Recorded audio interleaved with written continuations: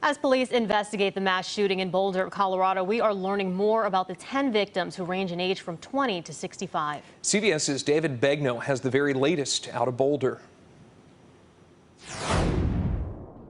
She was smiling, we were laughing, just talking about cauliflower and whatever else. This is Hope Cotton. She told us about the last time she saw family friend Lynn Murray in that grocery store minutes before the shooting started. My little sister called me like frantically, and it just clicked to me. I was like, Lynn wasn't at the cash register yet, and I just like told my mom, I'm like, Lynn's in there still. And then like when it left my mouth, I was kind of like, oh no.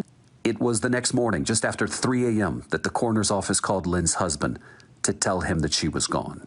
I just want Lynn's legacy to not be this moment for none of these people. Friends and family members of the other 9 victims are also sharing grief.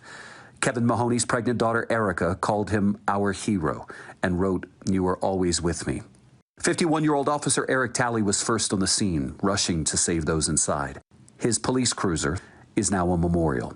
We spoke to his father over the phone. My granddaughter told me on the phone that Dad was dead, and it slowly sank in.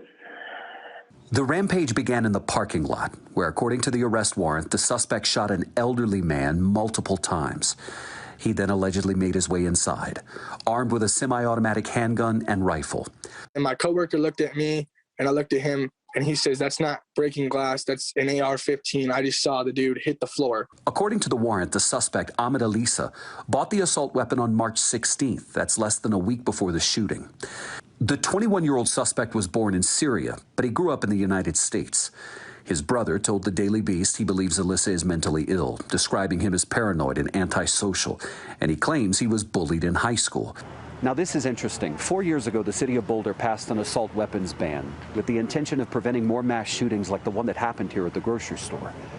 But about 10 days ago, that ban was blocked by a court because the NRA filed a lawsuit, arguing that the state of Colorado has a law which says local governments like Boulder cannot impose their own gun bans, so to speak. And the court ruled in the NRA's favor. The NRA won. David Begnaud, CBS News, outside the crime scene here in Boulder.